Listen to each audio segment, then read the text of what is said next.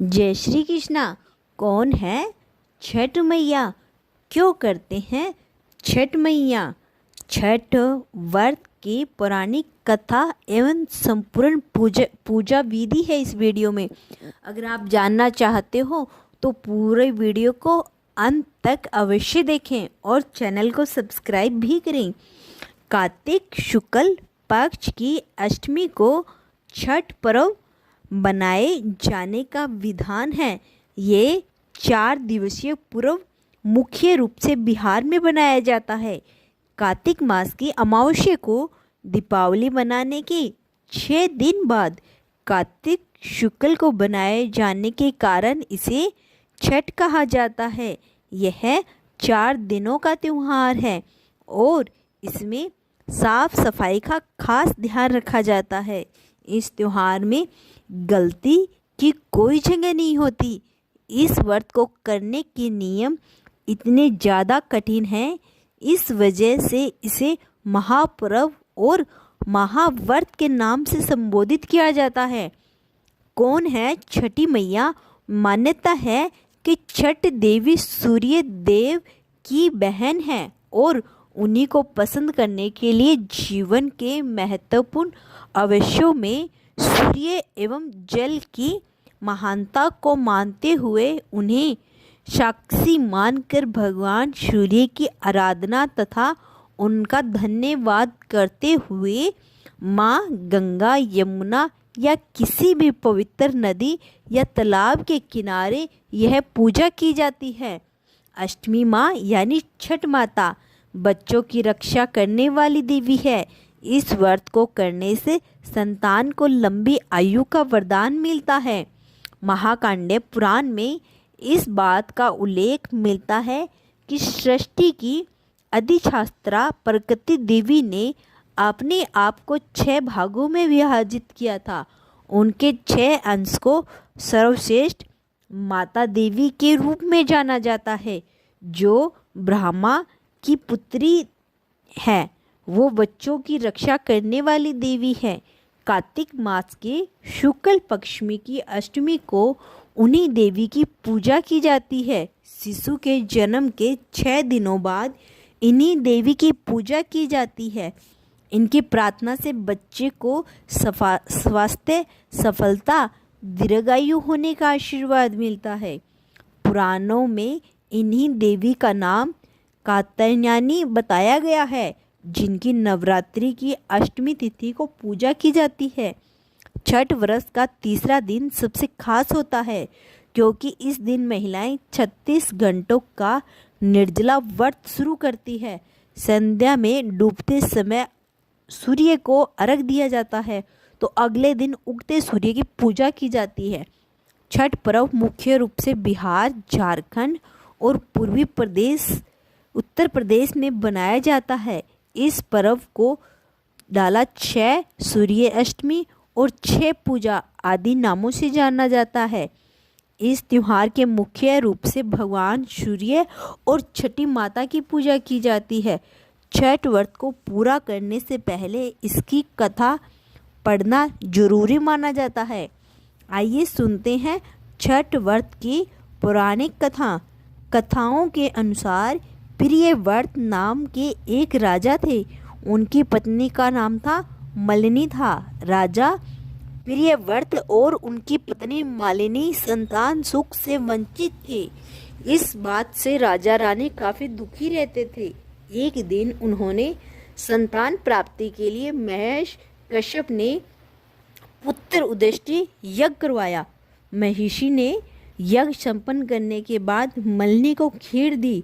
खीर का सेवन करने के बाद मालिनी गर्भवती हो गई और 9 महीने बाद उसे एक पुत्र की प्राप्ति हुई, लेकिन दुर्भाग्य से उसका पुत्र मृत पैदा हुआ। यह देखकर राजा रानी बहुत दुखी हो गए और निराशा की वजह से राजा ने आत्महत्या करने का मन बना लिया था। परंतु जैसे ही राजा आत्महत्या करने लगे तो उनके सामने भगवान की मनसा पुत्री देवसेना प्रकट हो गई और उन्होंने कहा कि मैं अष्टी देवी हूँ और मैं लोगों को पुत्र सुख प्रदान करती हूँ। जो व्यक्ति सच्चे मन से मेरी पूजा करता है, मैं उसकी सभी मनोकामनाएं पूर्ण करती हूँ। राजा, यदि तुम मेरी विधि विधान से पूजा करोगे तो मैं तुम्हें पुत्र रत्न प्राप्ति का वरदान दूंगी। देवी के कहे अनुसार राजा प्रियव्रत ने कार्तिक शुक्ल की अष्टमी तिथि को देवी अष्टमी की पूजा की। इस पूजा के फलस्वरूप राजा रानी मलिनी एक बार फिर से गर्भवती हुई और ठीक 9 महीने बाद उन्हें एक सुंदर पुत्र की प्राप्ति हुई। कहते हैं तभी से छठ पर्व मनाए जाने की परंपरा शुरू हुई।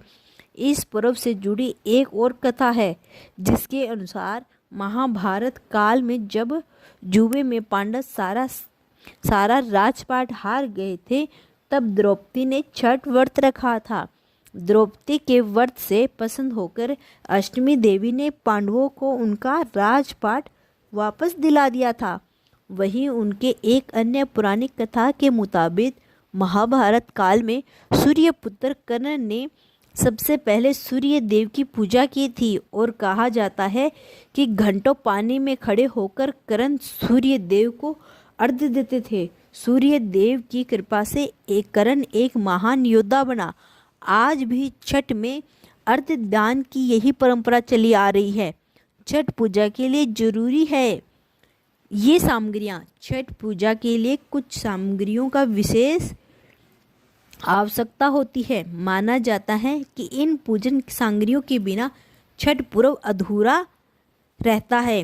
छठ पूजा की पूजन सामग्री में बांस की टोकरी, सौंफ, नारियल, पत्ते लगे गन्ने, अक्षत, सिंदूर, धूप, दीप, थाली, लोटा, नए वस्त्र, नारियल पानी भरा, अदरक का हरा पौधा, मौसम के अनुकूलन फल, मिट्टी या पीतल का कलश, कुमकुम, पान तथा सुपारी।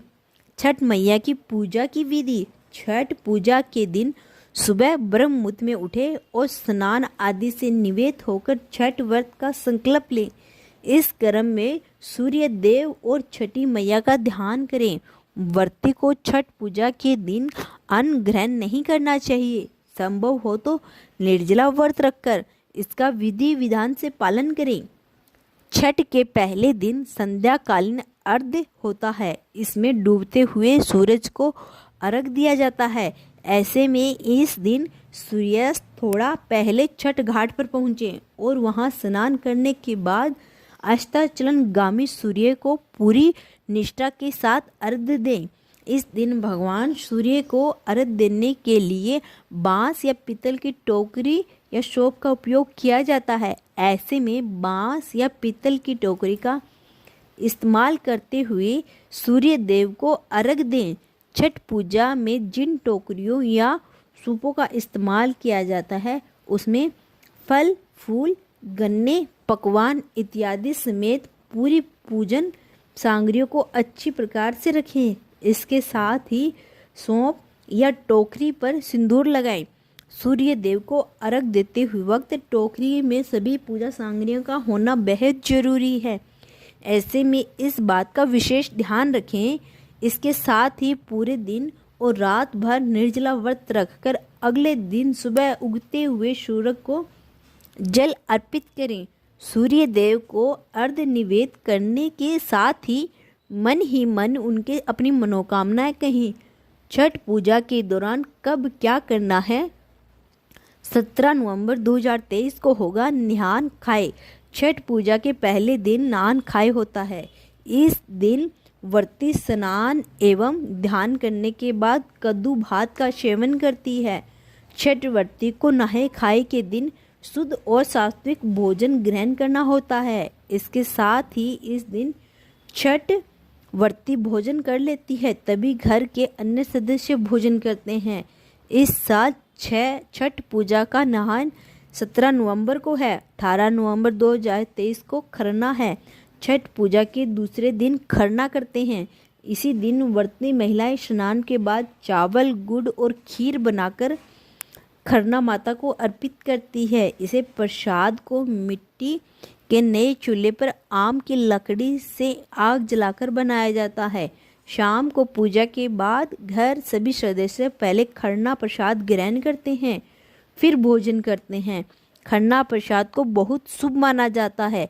इस प्रसाद को खाने के बाद व्रत शुरू होता है। इस दिन नमक नहीं खाया जाता। इस साल छठ वर्ष का खरना 18 नवंबर को है। 19 नवंबर 2023 को डूबते सूरज का अर्घ छठ पूजा का तीसरा दिन बहुत खास होता है। इस दिन शाम को अस्त ज्ञानी सूर्य यानी डूबते सूरज को अर्घ दिया जाता है। टोकरी में फलों, ठेकुआ, चावल के लड्डू आदि से अर्घ के सूप सजाया जाता है। तभी नद या तालाब में कमरे तक पानी में रहकर अर्घ दिया जाता है। 20 नवंबर 2023 को उगते सूरज को अर्घ, चौथे दिन उगते हुए सूरज को अर्घ देते हैं। इसके 36 घंटे का व्रत समाप्त होता है। छठ पूजा में मन और तन की शुद्धता बहुत जरूरी है। अर्घ देने के बाद पति व्रती समाप्त का सेवन करके व्रत का पारण करती है। दोस्तों, आपको यह कहानी कैसी लगी कृपया कमेंट करके ज़रूर बताएं। वीडियो पसंद आए तो लाइक, और ऐसे ही और भी बहुत से सारी जानकारी, कथाओं एवं कहानियाँ सुनने के लिए चैनल को सब्सक्राइब करें। जय श्री कृष्णा।